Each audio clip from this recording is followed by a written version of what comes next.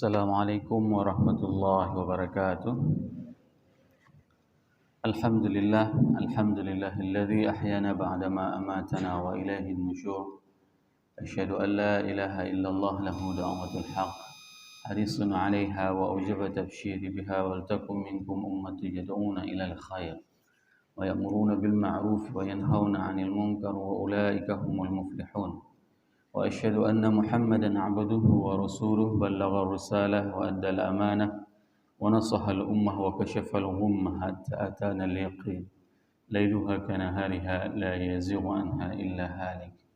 اللهم صل وسلم وبارك وأنعم على حبيبنا وشفيعنا وزخرنا ومولانا محمد وعلى أزواجه أمهات المؤمنين وذرياته وآل بيته وأصحابه أجمعين. اللهم صل على روح سيدنا محمد في الأرواح وعلى جسده في الأجساد وعلى قبره في القبور كلما ذكر الذاكرون وغفل عن ذكره الغافلون.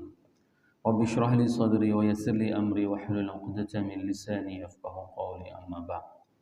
Para asatiz yang saya muliakan, ayah bunda yang saya cintai, dan bapak ibu jemaah salat subuh yang dirahmati Allah. Marilah senantiasa kita memanjatkan puji dan syukur kita kepada Allah yang telah memberikan nikmat kehidupan kepada kita sehingga kita masih bisa melakukan berbagai macam aktivitas di subuh yang berbahagia ini. Salawat dan salam mari sama-sama kita panjatkan kepada junjungan kita Nabi besar Muhammad sallallahu alaihi wasallam yang telah mengajarkan kepada kita segala aspek tatanan kehidupan ini. Semoga jemaah subuh yang berhadir pada subuh yang berbahagia ini merupakan di antara umat Nabi Muhammad SAW yang akan diberikan syafaat oleh baginda Rasulullah SAW dan akan disuguhkan air dari telaga Kautsar dari tangan mulia tersebut. Allahumma amin. Bapak Ibu jemaah salat subuh yang dirahmati Allah, pada pertemuan sebelumnya kita telah membahas surat Al-A'la, di mana di penghujung surat tersebut Allah menyampaikan kepada kita adalah suhuf Nabi Ibrahim dan suhuf Nabi Musa. Keduanya itu merupakan panduan kepada umat-umat sebelum datangnya Rasul. Pada saat masa fatrah atau masa kekosongan, maka yang akan menjadi pedoman umat terdahulu itu adalah suhuf bagi para nabi-nabi sebelumnya. Sehingga kita bisa mengatakan bahwasanya tidak akan pernah ada kondisi di mana pada saat Rasul itu tidak ada, maka ajaran itu kosong. Sehingga inilah yang ingin kita sampaikan, bahwasanya Allah tidak akan pernah membiarkan hambanya itu dalam kekosongan. Sehingga setiap masa itu mempunyai panduan, baik itu panduan diutusnya Rasul ataupun panduan dengan risalah yang diturunkan kepada Rasul sebelumnya.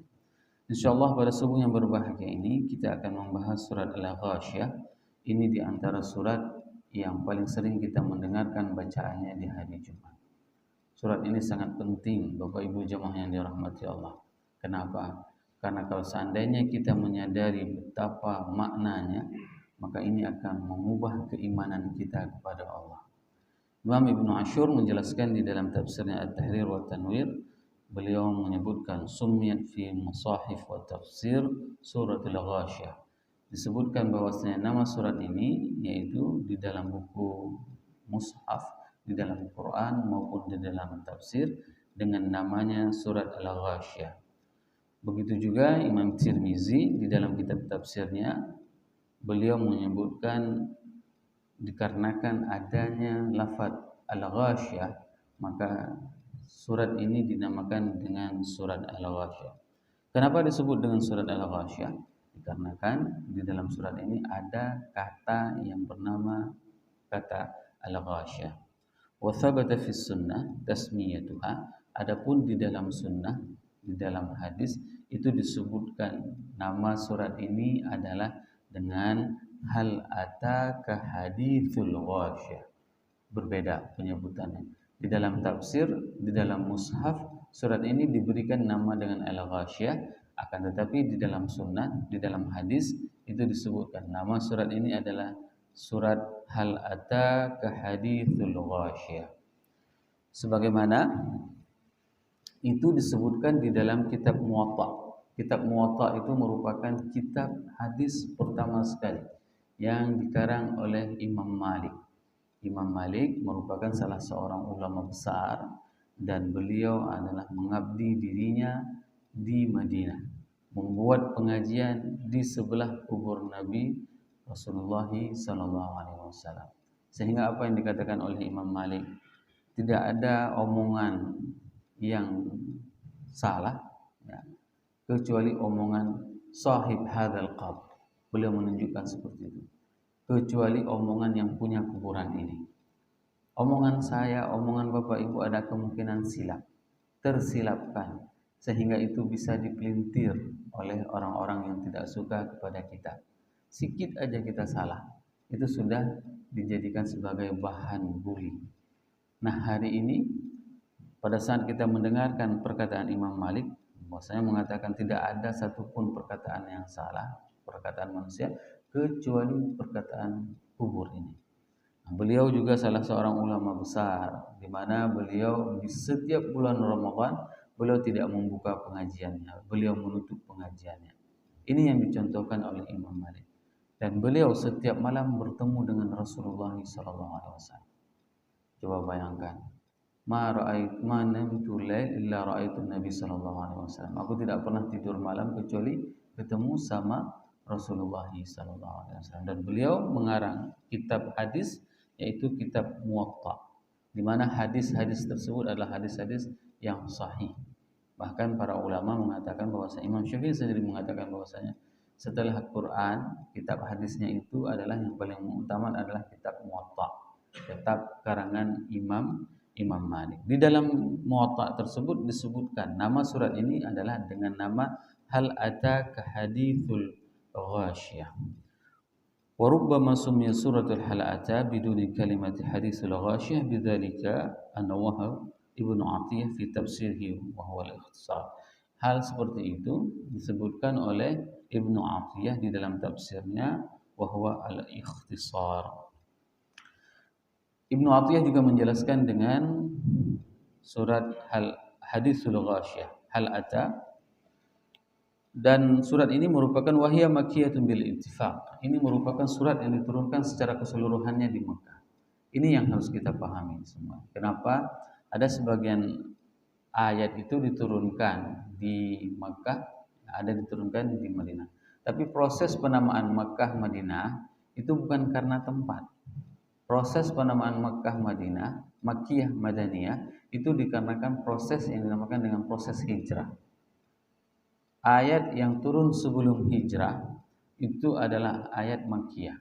Kenapa? Karena kondisi umat Islam pada saat sebelum hijrah itu adalah sangat-sangat sedikit. Berapa jumlah orang yang beriman kepada risalah yang dibawakan oleh Rasulullah SAW sebelum hijrah? Hanya 81 orang. Jumlahnya jauh lebih banyak dari jamaah subuh kita. Hanya 81 orang. Bayangkan, sebelum hijrah 13 tahun Rasulullah SAW mengajarkan tentang ideologi, itu hanya 81 orang yang beriman. Maka ayat ini adalah ayat bagaimana pemantapan karakteristik ideologi umat Islam. Basic knowledge, ilmu dasar seorang mukmin itu adalah ayat-ayat yang diturunkan di fase sebelum hijrah. Sehingga apa? Mereka sudah mempunyai pemahaman yang kuat tentang siapa mereka, dari mana mereka, mau kemana mereka, dan bagaimana tentang akhir kehidupan mereka.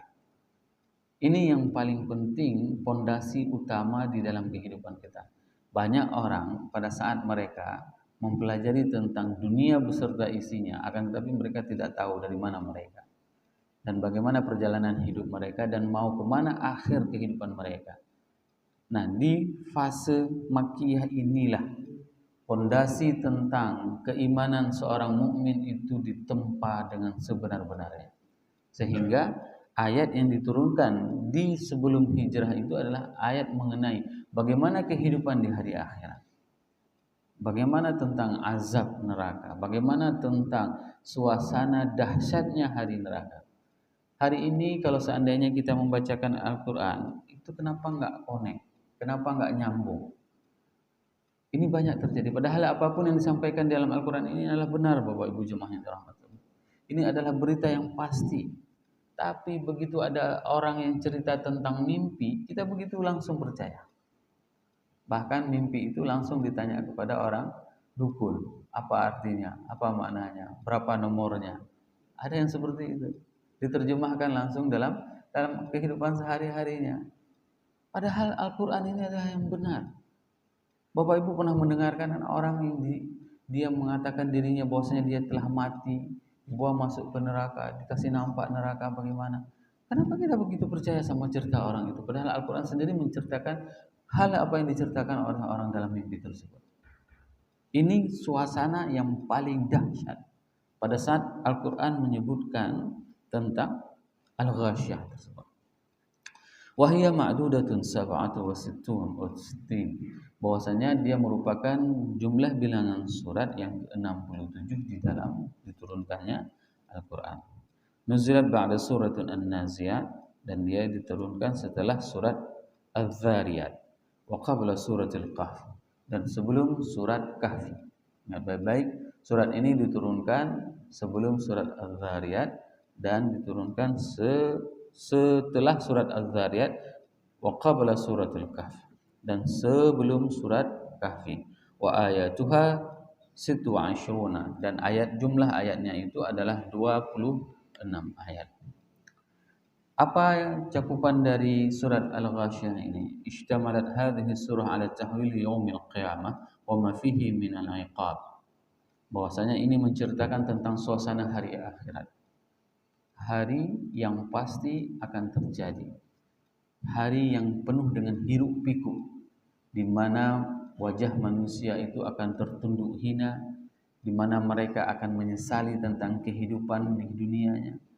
Kenapa saya waktu hidup di dunia ini tidak mau melakukan amal soleh?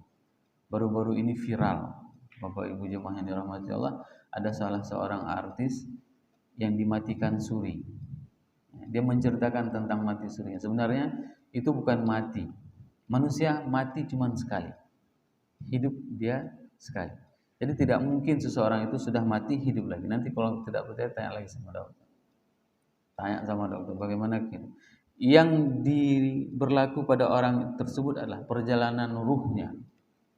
Dia merasa bahwasanya dia itu dicabut nyawanya. Semua kejadian kematian itu dialami. Tapi yang merasakan itu adalah ruhnya, bukan yang sebenarnya.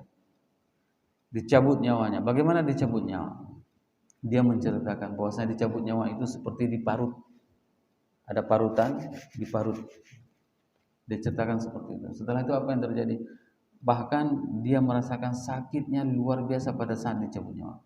Kecuali siapa yang tidak sakit pada saat dicabut nyawa, yaitu orang-orang yang syahid di jalan Allah. Bapak-bapak punya peluang yang besar pada saat berjuang membela negara ini, maka bapak mempunyai peluang untuk syahid. Ini adalah orang yang tidak terasa sakit pada saat meninggal. Sebagaimana yang diceritakan oleh Abdullah bin Haram pada saat dicabut nyawanya, Abdullah bin Haram merasakan seperti digigit sama semut. Sehingga pada saat itu beliau berdialog dengan Allah kifahan secara langsung tanpa ada tirai. Apa yang terjadi? Allah menanyakan kepada Abdullah bin Haram, apa yang engkau inginkan? Aku ingin hidup sekali lagi dan berjihad di jalan Allah. Dijawab sama Allah, tidak mungkin, karena hidup cuma sekali. Beliau menceritakan, menceritakan bagaimana dicabut nyawanya, bagaimana dikuliti dia, dan dia dibawa perjalanan ke alam yang gaib. Bagaimana disiksa di dalam neraka, dikasih nampak. Ada pemandangan yang paling menyedihkan. Pada saat dicabut nyawanya itu, dia kepingin hidup beberapa saat lagi, 5 menit saja. Kenapa? Karena ingin melakukan amal saleh. Dan ini adalah permintaan manusia pada saat wa idza balagatil hulqum wa antum hina idzin tanzur. Pada saat nyawa itu sampai ke tenggorokan kita meminta kepada Allah, ya Allah, berikan aku kesempatan hidup 2 menit lagi. Agar apa? Dia teringat di dalam kantong celana levisku itu ada uang 100.000. Aku ingin sedekah uang itu. Aku punya uang di sini, aku punya harta di sini, semua ingin kusedekahkan. Dan itu semuanya bukan cerita bohong. Itu semuanya sudah diberikan gambaran di dalam Al-Quran. Manusia pada saat dia sakaratul maut, apa yang dia inginkan? Dia ingin bersedekah.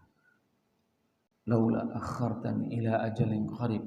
Kalau seandainya Allah, engkau akhiri aku sesaat saja, fa asaddaq, maka aku akan bersedekah. Kenapa kita tidak mau mempercayai pada saat Al-Quran itu telah menyampaikan informasi tersebut? Kenapa pada saat orang menceritakan di dalam bentuk podcast, cerita misalnya, kenapa kita begitu mudah mempercayai? Padahal Al-Quran ini adalah sangat jelas, memberikan gambaran tentang bagaimana dahsyatnya hari kiamat tersebut. Sangat-sangat luar biasa Bapak Ibu jemaah.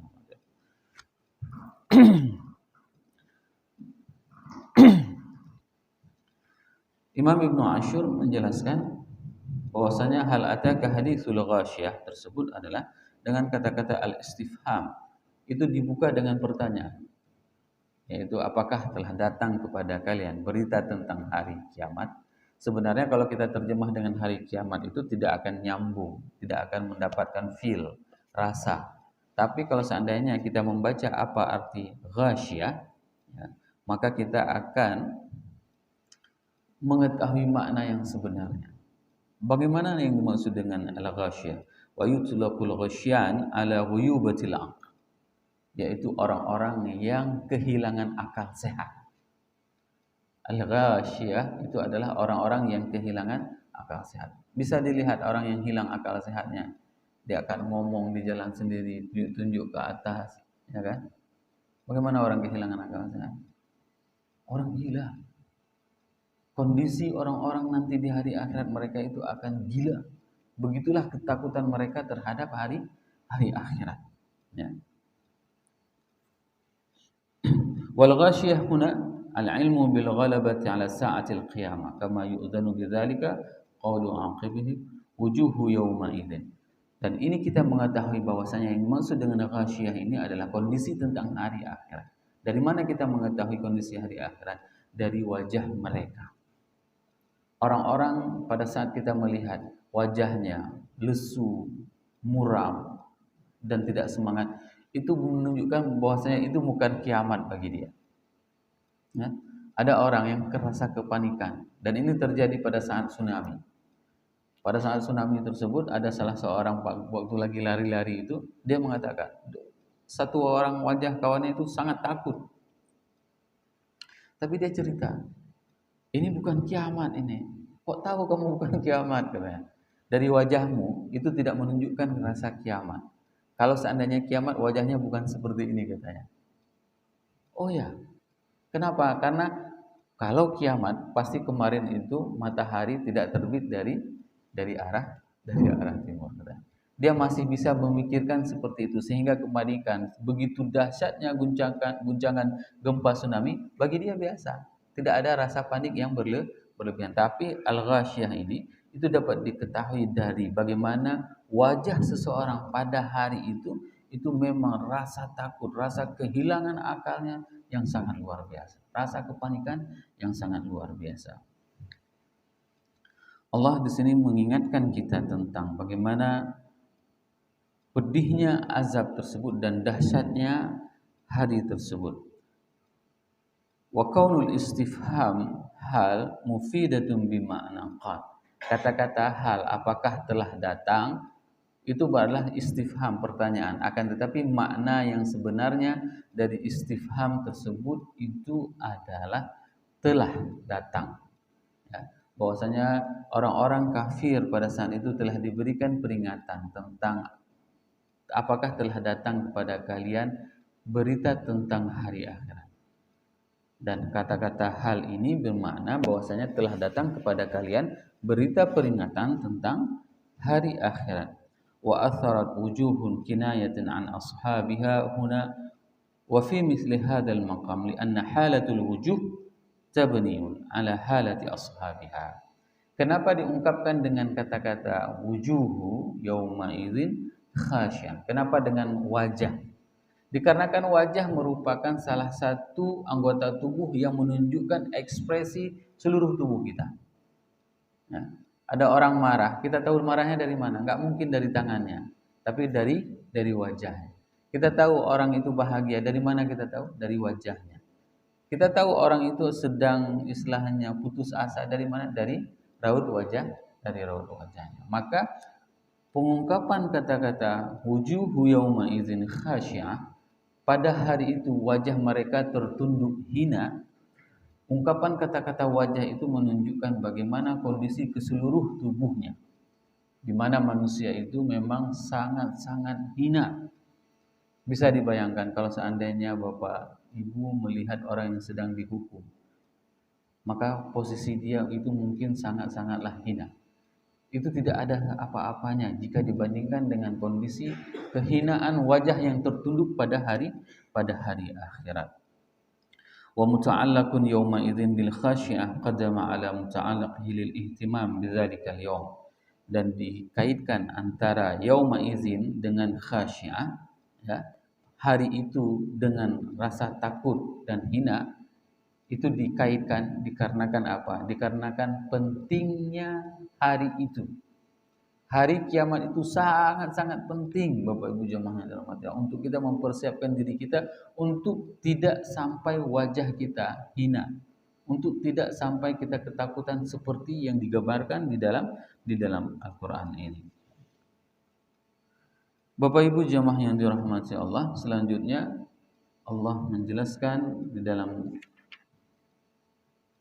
surat tersebut, amilatun nasibah tu'ridan bi ahli syiqa bitadhkirihim bi annahum taraku khusyu'un lillahi wal 'amalu bima amara bihi wan nasabu fil qiyam bi ta'atihi fajaza'uhum khusyu'un mudillah wa 'amalun masyaqqah wa nasabun ilhaq. Ini adalah kondisi di mana amilatun nasibah, semua kegiatan aktivitas yang dilakukan di dunia ini sia-sia, hampa. Coba bayangkan, kalau seandainya kita pergi mulai dari pagi, masuk kantor, pulang dengan sore hari, semua akan sia-sia, hampa. Kenapa? Kalau seandainya kita tidak melakukan ini sebagai persembahan amal terbaik kita kepada Allah dan kepada Rasul. Ini yang paling bahaya. Paling bahaya aktivitas kita, lelah kita dalam satu harian, itu tidak dihitung apapun oleh Allah. Kenapa? Karena ya, wataraku khusyu'un lillahi wal amal bima amara bihi, dikarenakan kita tidak mau mempersembahkan amal tersebut sebagai amal kita kepada Allah. Wataraku ma amara bihi, dan kita meninggalkan apapun yang diperintahkan oleh Allah. Ini yang paling bahaya. Kita tidak mau taat kepada Allah. Allah menyuruh kepada kita untuk melakukan salat 5 waktu. Allah menyuruh kepada kita untuk menutup aurat. Tapi istri kita keluar dari rumah, kasih makan anak, tidak nutup aurat. Dan kita tidak pernah menasihatinya. Ini adalah pelajaran penting. Agar apa? Agar kita teringat dengan hari akhir. Agar kita teringat dengan hari akhir. Umar pada saat ayat ini dibacakan, dan beliau melihat orang-orang kafir, orang-orang Nasrani pada saat itu sedang lelahnya membagi-bagi air kepada orang lain. Menangis Umar. Bayangkan. Ditanya oleh sahabat pada saat itu, kenapa engkau menangis wahai Amirul Mukminin? Melihat orang Nasrani sedang membagi air, sedang memberi pertolongan kepada orang lain. Menangis Umar. Lalu Umar membacakan ayat ini, amilatun nasibah. Semua pekerjaan mereka itu sia-sia, tidak akan dihitung oleh Allah. Kenapa? Karena mereka tidak beriman kepada Allah. Begitu juga dengan kita. Pada saat kita melakukan segala sesuatu perbuatan, saya melakukan. Kenapa saya mau melakukan mengisi kajian ini? Kalau seandainya saya ingin mendapatkan sesuatu karena dunia, maka itu akan menjadi amilatun nasibah. Maka itu akan sia-sia semuanya. Maka inilah perlu kita luruskan niat kita. Telah datang kepada kita tentang hari akhirat. Hari di mana wajah itu tertunduk akan hina, dan semua orang pada saat itu akan terasa sia-sia semua amalan yang dia lakukan, semua aktivitas yang dilakukan pada saat dia hidup di dunia. Jangan sampai kita berlelah payah kehidupan kita di dunia ini tidak dihitung oleh Allah, sehingga kita tidak akan mendapatkan kasih sayangnya dan surganya. Semoga 3 ayat ini dapat meningkatkan keimanan kita dan kecintaan kita kepada Allah dan kepada Rasulullah SAW. Subhanakallahumma wa bihamdik asyhadu an la ilaha illa anta astaghfiruka wa atubu ilaik. Wassalamualaikum warahmatullahi wabarakatuh.